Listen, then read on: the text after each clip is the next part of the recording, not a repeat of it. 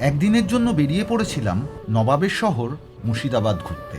এই মুর্শিদাবাদ ঘুরতে যাওয়া মানে একটা কথাই মাথায় আসে, হাজারদুয়ারি।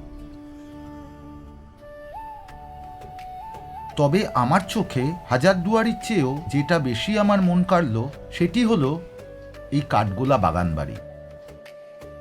পূর্ববর্তী বাংলার স্বাদ পেতে হলে আপনাকে অবশ্যই আসতে হবে এই কাঠগোলা বাগান বাড়িতে।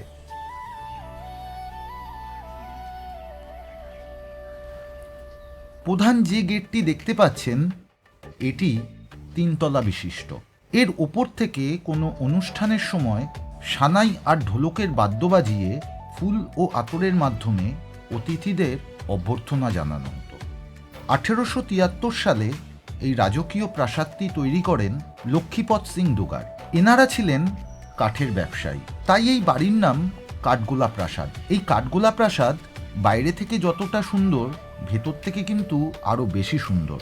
ভেতরের কিছু দৃশ্য আপনাদের এই শটে দেখানোর চেষ্টা করছি। আর এই মুর্শিদাবাদ ট্যুরের full video link comment box ও ডেসক্রিপশন বক্সে দেওয়া আছে। ভিডিওটি যদি ভালো লাগে তাহলে অবশ্যই ভিডিওটিকে লাইক করবেন। এ ধরনের আরও ভিডিও দেখতে হলে চ্যানেলটিকে সাবস্ক্রাইব করতে ভুলবেন না কিন্তু।